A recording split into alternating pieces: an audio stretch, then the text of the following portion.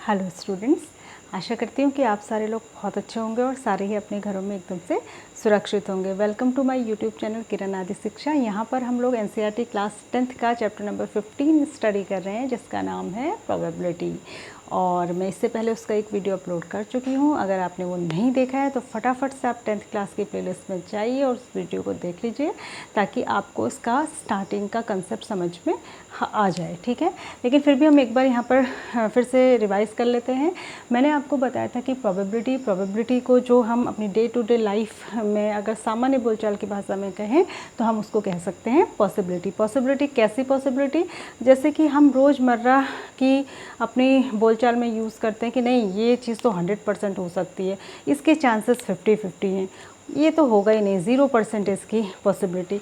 तो यही जो हम पॉसिबिलिटी बता रहे हैं, किस चीज़ की पॉसिबिलिटी बता रहे हैं? किसी इवेंट के होने या ना होने की पॉसिबिलिटी बता रहे हैं। इसी को हम कहते हैं प्रोबेबिलिटी। ठीक है, मैथमेटिक्स की लैंग्वेज में इसको हम कहते हैं प्रोबेबिलिटी। इसी को हम चांस भी कह सकते हैं, जैसे कितने % चांस है होने के। ठीक है, तो जब हम चांस को स्टडी करते हैं तभी हम स्टडी कर रहे होते हैं प्रोबेबिलिटी। मैंने आपको बताया था कि प्रोबेबिलिटी में हम जो चीज़ स्टडी करते हैं वो है एक्सपेरिमेंट। ठीक है, प्रोबेबिलिटी में कोई एक्सपेरिमेंट हो रहा होता है, कोई इवेंट घट रहा होता है, कोई घटना हो रही होती है, तो वो कहलाता है एक्सपेरिमेंट। ठीक है, एक्सपेरिमेंट कितने टाइप के होते हैं? एक्सपेरिमेंट 2 टाइप के होते हैं। एक होता है रैंडम एक्सपेरिमेंट और दूसरा होता है डिटर्मिनिस्टिक एक्सपेरिमेंट। ठीक है, रैंडम एक्सपेरिमेंट क्या होता है? रैंडम एक्सपेरिमेंट वो एक्सपेरिमेंट है जिसमें कि कोई भी मैनिपुलेशन नहीं किया गया है, जो एक्सपेरिमेंट अपने आप से, अपने हिसाब से बिल्कुल अनबायस्ड तरीके से हो रहा हो, उसको कहते हैं रैंडम एक्सपेरिमेंट। इसका बहुत अच्छा एग्जांपल है, मैंने पिछली वीडियो में भी बताया था कि अगर हम किसी कॉइन को टॉस करते हैं, आपको पता है कई सारे मौक़ों पर हम कॉइन को टॉस करते हैं। जैसे कि आपने कई बार क्रिकेट मैच देखे होंगे या कोई सा भी मैच जिसमें कि दोनों कैप्टन्स जो हैं एक कॉइन को टॉस करते हैं, तो वहाँ पर जो है वो कॉइन को टॉस करना बिल्कुल अनबायस्ड है। उसमें किसी तरीके की छेड़छाड़, किसी तरीके का मैनिपुलेशन नहीं किया गया है, क्योंकि हमको पता है कि जब रैंडमली किसी कॉइन को टॉस किया जाएगा तो या तो क्या आएगा, आइदर आएगा हेड, आइदर और आएगा टेल। ठीक है, क्यों? यही 2 क्यों आ सकते हैं? तीसरा, क्योंकि तीसरा उसमें होता ही नहीं है, उसमें 2 ही साइड्स होती है, एक में हेड होता है और दूसरे में टेल होता है। तो हेड या टेल में से ही किसी एक के आने की संभावना है और उसमें कोई भी बायसेस नहीं है। तो इस तरीके के एक्सपेरिमेंट कहलाते हैं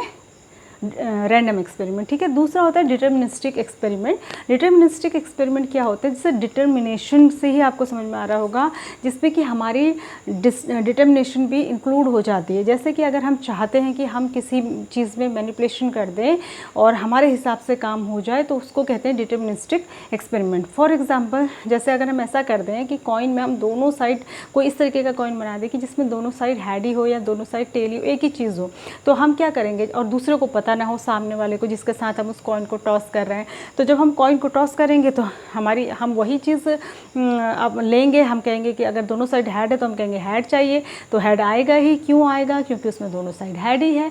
तो इस तरीके के एक्सपेरिमेंट्स को कहते हैं डिटर्मिनिस्टिक एक्सपेरिमेंट। पर हम डिटर्मिनिस्टिक एक्सपेरिमेंट का यूज़ नहीं करते हैं, और यहाँ पर हम प्रोबेबिलिटी में जो स्टडी करेंगे उसमें हम डिटर्मिनिस्टिक एक्सपेरिमेंट के साथ डील नहीं कर रहे हैं। यहाँ पर हम सिर्फ पढ़ रहे हैं रैंडम एक्सपेरिमेंट। ठीक है, उसके बाद आता है इक्वली लाइकली। ये टर्म भी जो है इसी से रिलेटेड है, रैंडम से ही रिलेटेड जो है इक्वली लाइकली है। जैसे मैंने अभी आपको एग्जांपल बताया कि कोई कॉइन को जब हम टॉस करते हैं तो हेड आने या टेल आने, देखिए 2 ही यहाँ पर आउटकम्स हो सकते हैं, या तो हेड हो सकता है या तो टेल हो सकता है। मैंने आपको बताया तीसरा हो नहीं सकता।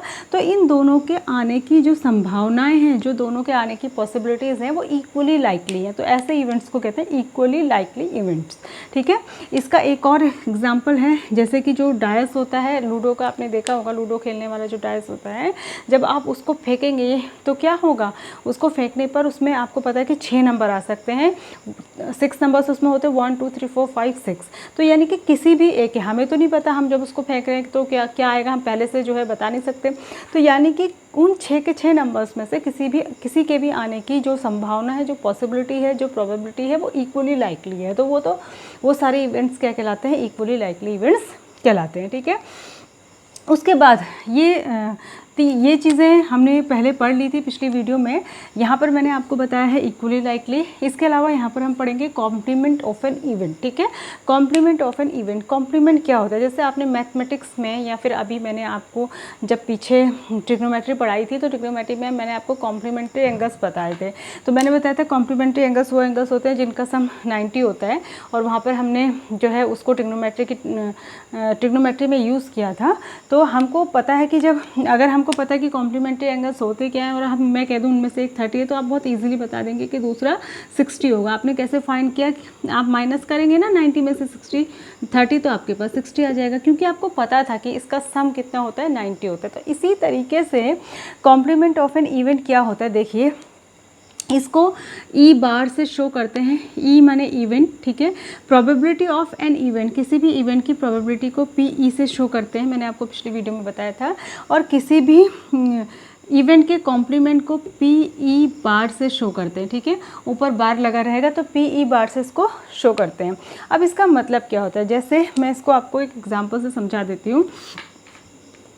अगर मैं आपसे कहूँ कि मैंने एक डाइस फेंका, तो आप ये बताइए, आप पहले तो टोटल जो आउटकम्स हो सकते हैं, पॉसिबल आउटकम्स जितने भी पॉसिबल हैं उनको आप लिख लेंगे। आपको पता है कि डाइस को हम फेंकेंगे तो 1 2 3 4 5 6 यही आउटकम्स हो सकते हैं। इन 6 के अलावा कोई भी आउटकम हो नहीं सकता। अब मैं यहाँ पर आपसे पूछूं कि find the probability of getting an even number, ठीक है। तो आपको निकालनी है probability of getting an even number, ठीक है। इवन नंबर को आने की प्रोबेबिलिटी निकालनी है कि अगर हम जो है डाइस को फेंकें तो कितनी संभावना है, कितनी पॉसिबिलिटी है, कितनी प्रोबेबिलिटी है कि इवन नंबर आए, ठीक है। तो आप पहले टोटल आउटकम्स देख लेते हैं, उसके बाद आप इसमें से इवेंट चेक करेंगे। क्यों? क्योंकि जो प्रोबेबिलिटी ऑफ एन इवेंट होती है उसका फॉर्मूला मैंने आपको बताया था। ऊपर आता है फेवरेबल इवेंट्स और नीचे आता है टोटल इवेंट्स, ठीक है, टोटल इवेंट्स। तो यानी कि ऊपर हमारे फेवर के, हमारे फेवर से मतलब कि जो पूछा गया है उसके फेवर में कितने इवेंट्स हैं। तो उसके फेवर में जो है 3 इवेंट हैं, आपको दिख रहा है 3 इवेंट्स उसके फेवर में, और टोटल हुए, टोटल कितने हैं, 6 हैं। तो इसकी प्रोबेबिलिटी कितनी हो जाएगी, 1/2। अब मैं आपसे अगर पूछूं कि जो है इवन नंबर ना आने की प्रोबेबिलिटी निकालिए, तो इवन नंबर ना आने की प्रोबेबिलिटी जो होगी वो क्या होगी, इसके अलावा जो नंबर बचेंगे उनके आने की प्रोबेबिलिटी। तो इसके अलावा जो नंबर है, इवन के अलावा जो नंबर है वो कितने, वो भी 3 हैं। तो 3/6 नीचे टोटल आ जाएंगे, तो ये भी हो जाएगी 1/2। यानी कि इवन नंबर आने की प्रोबेबिलिटी भी 1/2 है यहाँ पे, और इवन नंबर ना आने की प्रोबेबिलिटी भी 1/2 ही है। तो इसको जब हम किसी भी इवेंट के ना होने की प्रोबेबिलिटी निकालते हैं तो उसको ई बार से दिखाते हैं, ठीक है। तो उसको किससे दिखाते हैं, हम ई बार से उसको शो करते हैं। और हमेशा प्रोबेबिलिटी ऑफ एन इवेंट, किसी इवेंट के होने की पॉसिबिलिटी या प्रोबेबिलिटी प्लस किसी इवेंट के ना होने की पॉसिबिलिटी या प्रोबेबिलिटी मिलाकर हमेशा कितना होता है, 1। जैसे इसी केस में देख लीजिए आप, ये भी 1/2 है और ये भी 1/2 है, तो टोटल क्या हो जाता है, 1। या हम ये भी कह सकते हैं कि किसी इवेंट की जो है टोटल प्रोबेबिलिटी हमेशा 1 होती है, 1 से ऊपर नहीं हो सकती। तो जो प्रोबेबिलिटी होती है वो हमेशा इस तरीके से होता है, 0 is less than equals to P is less than equals to 1। यानी कि जो प्रोबेबिलिटी होती है वो हमेशा 0 और 1 के बीच में ही रहती है, ठीक है।